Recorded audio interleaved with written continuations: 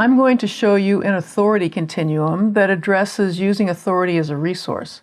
Because people are so reactive to authority these days, this kind of continuum can be really useful to you as a consultant and executive coach, and especially for the leaders who can be very reactive to authority because they're afraid of being overpowering or authoritarian.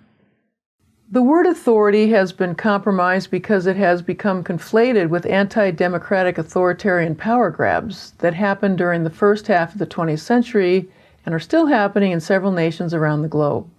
This authority and reactivity is so widespread that using authority as a resource has been lost in the shuffle. It is one of the least understood building blocks to creating next-level team effectiveness. When used properly, it can clear out obstacles, create momentum, ignite team member contributions, unleash creativity and initiative, and help people become the committed team that achieves breakthrough results. So let us start with what we mean by authority. Essentially, we mean the power that is invested in a person because of the role they occupy. When someone is granted a leadership position, there's a certain amount of authority that goes with that position. Leaders with designated authority have the power to create goals, roles, and make decisions. Create goal, role, and decision clarity. They need to make sure that everyone is as clear as possible so everyone knows what role they are playing and where they are headed. Insist on team commitment to the goals, roles, and decisions. Ensure that goals, roles, and decisions are implemented successfully.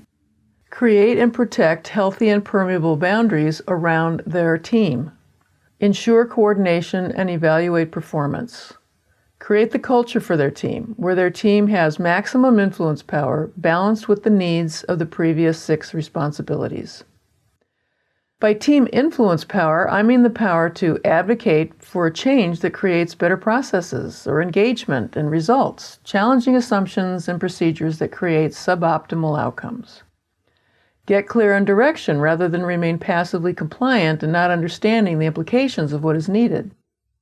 Share their hopes and concerns about the direction of the goals and upcoming decisions that are being made. Declare their level of commitment and what they need to become fully committed. Initiate problem solving before and during implementation. These role authority and influence power lists are pretty straightforward, but they're anything but straightforward when it comes to leaders who are reactive about using their authority and embodying the authority that is imbued in them because of their role. It requires a lot of maturity, courage, and stamina for a leader to develop a team to have this level of initiative and engagement around issues before and after decisions are made, while they hold true to those aspects of goal and decision authority they're responsible for. It's a real balancing act, and many leaders have a hard time maintaining that balance. The leader's development of this stamina is both personally valuable and sets the leader up for success when it comes to developing their team to be productive and satisfied with their efforts. Here is a continuum of different ways leaders use or abuse or refuse to use authority. At one end of the spectrum are leaders who abuse their authority using command and control measures.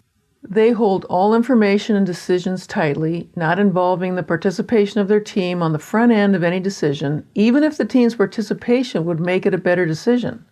These leaders get the reputation of being overly controlling, capricious, interfering, and sometimes cruel. On the other extreme, some leaders do not exercise their responsibilities to their role authority at all. They either do not see the need to use it or take pride in having a hands-off style. Unfortunately, this leaves their team many times in the dark, with unclear direction about the path forward. The sweet spot, of course, is to use authority in a way that is clear and inviting. It is a collaborative style because a leader does not back down from the need to make decisions or set parameters when needed, but they do so while inviting as much participation from the team as possible, given the specific situation. One of the hardest and most delicate challenges leaders face is how to use their authority collaboratively. When leaders find that sweet spot in their leadership, not command and control and not hands-off, they build a trusting and open relationship with their team that makes all the rest of the work with their teams go much more smoothly. Now let's dive more deeply into this continuum so we can separate out the abuses of authority that most people are reactive to. Without making these distinctions, those negative reactions can splash over all uses of authority. And there is also a way that refusing to use authority can have horrible consequences as well. This time, let's start with the most effective use of authority. That is when a leader has the ability to make a variety of different types of decisions depending on the situation. They value their team participation and influence and weigh that valuable resource against mitigating circumstances, such as the emergency situation or how much expertise needs to be on board or what the time frames are. Depending on a specific mix of those variables, it can be a very good use of authority for a leader to make a decision autocratically, meaning they make it themselves without consulting the team. Or given another mix of circumstances, the best decision could be consultative. They make the decision, but with the team's input. Or they set aside their decision authority for a particular decision and go with majority vote or consensus. Or they may delegate the decision entirely to one other person or a subset of the team, clearly laying out the parameters and degrees of freedom that the delegated person or people have to act within. The best use of authority is to match the correct decision-making style to the situation at hand, rather than applying a one-size-fits-all decision style in every situation. Now let's go to the nightmare scenario that bleeds into so many people's reactions to authority.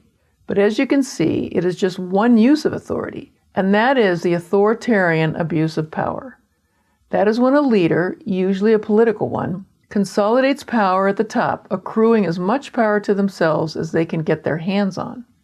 At the same time, they persecute minorities and take rights away from more and more people until it encroaches on the rights of the majority as well. This is a form of authority that is corrosive to the foundational institutions of a democracy. It is truly a nightmare scenario. But there is also a use of power that we see in many organizations that is not authoritarian, but does suppress the influence and initiative of people in those organizations. And that is the command and control leader. They are over-controlling because they only use one style of decision-making, autocratic, irrespective of the circumstances or the team's competence. It's used whether that style is needed or not, with the attitude of, if all you have is a hammer, then everything looks like a nail. This can be very demoralizing for a team. Equally demoralizing and ineffective is the laissez-faire style of leadership around authority. In other words, the leader doesn't use any of the authority that is invested in their role. This leaves a vacuum because the leader does not clarify who has decision-making authority, and they fail to make the decisions themselves. This can lead to team members either feeling frozen by the lack of direction or going off on divergent paths that could be working at cross purposes to each other. Lest we think there is only one nightmare scenario, there is in fact another nightmare on the opposite end of the authority spectrum. That is when there is such an authority power vacuum that mob rule takes over. This can happen on the level of a company, a nonprofit organization, or a nation. The power vacuum creates an us versus them environment. Chaos ensues because no one sets boundaries for the rules of engagement, and therefore the loudest voices win, which usually have the effect of destroying any progress that needs to happen towards a stated goal. You can use this authority continuum to see where the leaders you work with fall. When they're making decisions, are they matching the kind of use of authority they need to be making based on the kind of decision that's in front of them? And then you can help them work to get closer and closer to the sweet spot where they're matching their decision making to the authority that they need to use for that decision.